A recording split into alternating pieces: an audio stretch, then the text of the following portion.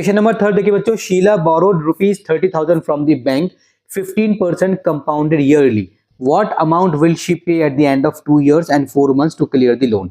हमें क्या निकालना है? अमाउंट निकालना है। सबसे पहले आपको ना क्वेश्चन पढ़ने के बाद ये माइंड में क्लियर होना चाहिए निकालना क्या है, अमाउंट निकालना है या कंपाउंड इंटरेस्ट निकालना है। अमाउंट निकालना है तो सिंपल फॉर्मूला लगाएंगे, आंसर आएगा अमाउंट में ही आएगा।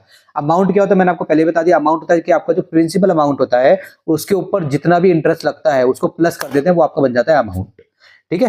कंपाउंड इंटरेस्ट क्या होता है? कंपाउंड इंटरेस्ट मतलब वही कितना इंटरेस्ट लगा 3 साल में 4 साल में, वही। ठीक है। तो क्वेश्चन नंबर 2 में हमने निकाला था कंपाउंड इंटरेस्ट, यहाँ पे हमें निकालना है अमाउंट। ठीक है। तो ये क्वेश्चन वैसे ही करना है जैसे हमने फर्स्ट किया था, बस थोड़ा सा डिफरेंट है, मैं बताऊंगा कैसे करना है। सबसे पहले शीला बोरोड ₹30,000, तो वो हो गया हमारा प्रिंसिपल।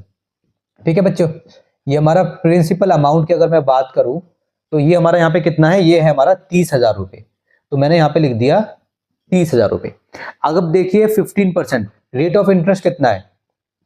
रेट ऑफ इंटरेस्ट, ठीक है, जो इंटरेस्ट लग रहा है वो किस रेट से लग रहा है? वो लग रहा है बच्चों आपका 15% कंपाउंडेड ईयरली। ठीक है, कंपाउंडेड ईयरली मतलब वही है कि जमा हो रहा है बेसिकली पैसा, ठीक है, इंटरेस्ट का।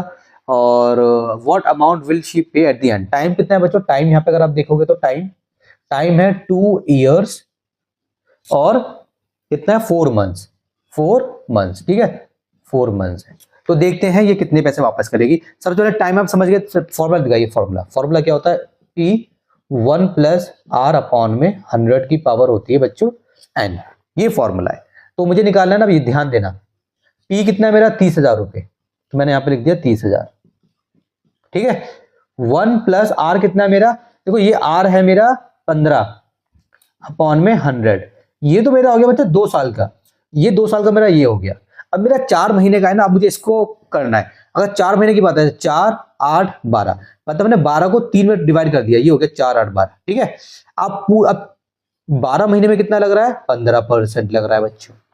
ठीक है, 12 महीने में कितना लग रहा है? 15% लग रहा है। तो अगर मैं एक महीने की बात करूं, मतलब 12 महीने, अगर ये फर्स्ट 4 महीने में कितना लगा होगा? 5 लगा होगा, इसमें 5 लगा होगा, इसमें 5 लगा होगा, 5, 10, 15 हो गया 15।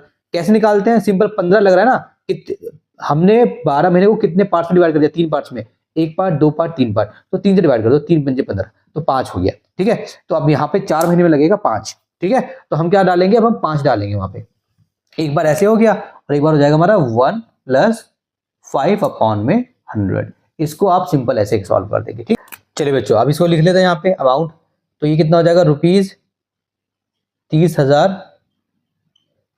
मल्टीप्लाई 115/100 मल्टीप्लाई 115/100, और यहाँ पे एक ही बार लिखना है इसको, 105/100, 4, 2, 2, 4। ठीक है। अब एक काम करो, कर लो, चलो, 5 दूनी 10, 0, 5 दूनी 10, 1 कम, 5 चौके 20, 5 दूनी 10, 5 दिया। ठीक है, नीचे 4 बचा है बस। ऊपर क्या बचा है बच्चों? देखो ऊपर बचा है आपका 3 मल्टीप्लाई, चलो यहाँ पे मल्टीप्लाई कर लेते, बता देता हूँ। ऊपर आपका देखो ₹3, मतलब ये वाला 3, इसको मल्टीप्लाई करेंगे। ठीक है, तो ऊपर आपका 3 मल्टीप्लाई 115 मल्टीप्लाई 23 मल्टीप्लाई 21, तो ऊपर आपका ये बचा है, इसको आपने मल्टीप्लाई किया तो आपका आंसर आएगा ₹166,635।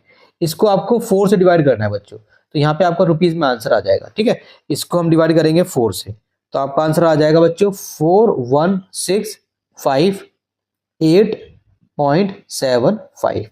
ठीक है, तो उसको इतने पैसे पे करने पड़ेंगे।